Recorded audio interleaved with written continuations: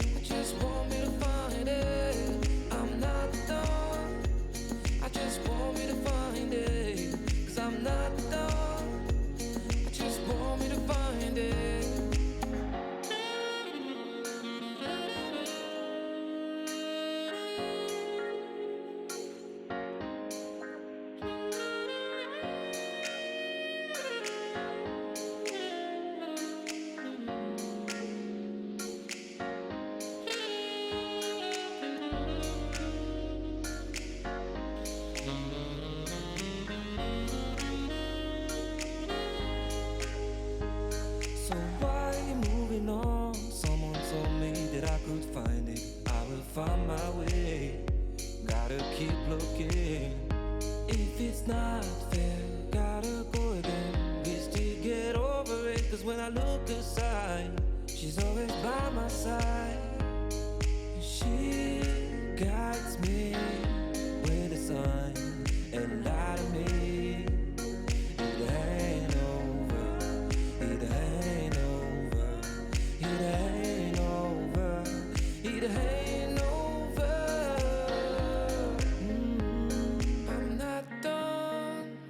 Just want me to find it, cause I'm not done.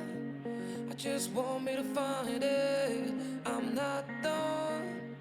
I just want me to find it, cause I'm not done. I just want me to find it. I'm not done. I just want me to find it, cause I'm not done. I just want me to find it. I'm not done. I just want me to find it, cause I'm not over. I just want me to find it. I'm not gonna be safe in getting through tomorrow. When I throw me down, you can lead me to the side. You still raising me up, but when I look aside, she guides me with a sign and lie to me. Donc le premier produit dont on va parler aujourd'hui, c'est le Fake Up Free Color Shading de la marque McQueen, qui est en fait un kit de contour assez simple. C'est du coup un kit de contour dans lequel vous allez retrouver un pinceau et vous allez également retrouver du coup le petit produit scindé en 3 parties. Donc au niveau du petit produit, c'est vraiment un produit que j'aime beaucoup et j'ai eu un énorme coup de cœur sur ce produit parce qu'en fait c'est vraiment une teinte contour qui est assez light, qui n'est pas trop marquée mais qui vient quand même donner cet effet contour qu'on adore. J'ai pas de contour aussi froid, moi j'ai toujours des produits pour le contour ou pour le bronzing qui sont assez chauds et c'est vrai que du coup il me manquait réellement cette tête un petit peu plus froide qui vient ombrer le visage sans trop donner d'effet soleil. Pour le coup j'aime beaucoup, c'est un produit qui s'estompe très bien, il n'y a vraiment aucun souci à l'application, pas de taches, il s'estompe assez facilement, vous pouvez vraiment moduler l'aspect ombré sur le visage, si vous en mettez plus ça sera plus voyant, si vous en mettez moins ça sera moins voyant. Et dans ce petit kit ci Ici on a également un petit pinceau qui est comme ceci, donc c'est en fait un petit pinceau biseauté, donc déjà les poils ils sont extrêmement doux. Il y a vraiment une prise en main qui est assez facile pour un pinceau, il n'est pas trop long mais en même temps il n'est pas trop petit non plus, donc on peut vraiment venir bien l'attraper pour bien s'en servir quoi. Ce petit kit-ci du coup avec ces deux produits coûte 16,15€ sur le site de YesStyle. C'est pas extrêmement cher parce qu'on a quand même un pinceau et un produit qui va durer vraiment très longtemps, parce que ce genre de produit je peux vous assurer que ça dure très longtemps. Donc c'est vrai qu'en termes de rapport qualité-prix je trouve que c'est vraiment pas mal. Ça peut être aussi une bonne idée de cadeau de Noël à offrir, puisque les petits kits comme ça je trouve que c'est toujours assez sympa à offrir. Personnellement j'offre très souvent des kits à Noël parce que du coup il y a un petit peu plus ce côté cadeau, je sais pas trop comment expliquer, mais quand c'est des kits moi je trouve que ça toujours c'est toujours mieux, mais ça reste mon avis. Et pour le coup j'ai vraiment adoré ce produit là, et franchement si jamais vous cherchez une teinte contour qui soit assez bien, et en plus de ça elle est fractionnée en 3, donc rien ne vous empêche d'utiliser réellement que ces deux teintes, ou que la teinte du milieu ou que la teinte de là en fait si vous voulez. Moi je mélange les trois, mais franchement je trouve qu'il est vraiment très bien ce petit kit, et du coup c'est pas le genre de kit vers lequel moi de moi-même je me serais orientée parce que je connaissais pas la marque, et je me serais pas orientée vers ça tout simplement. Et pour le coup je suis vraiment pas déçue, c'est un produit dont je vais me resservir assez souvent je pense. On passe ensuite à une petite palette de la marque Moonshot. Alors c'est une marque que je connais, que je n'ai jamais testée de toute ma vie, donc forcément j'étais ultra contente de retrouver cette petite palette ci. Au niveau de la référence c'est la Rosy Bloom de la gamme Pure Layered Palette. C'est vraiment une palette qui est assez sympathique en termes de grammage. Elle fait 7 grammes et on a vraiment des petits fards assez sympas à l'intérieur, puisqu'en fait ce sont des fards rosés. Vous avez 4 fards mat et un fard à effet. Le fard à effet, autant vous dire, il est ouf ici. En termes de prix, elle coûte 18,75€, donc c'est une petite palette. Après la marque Moonshot c'est vraiment pas une marque qui est petit budget, c'est une marque qui est moyen budget. J'ai essayé d'utiliser cette teinte-ci pour blush, malheureusement ça n'a pas trop bien marqué. C'est des fards de marque coréenne, donc en termes de qualité c'est de la qualité de fou.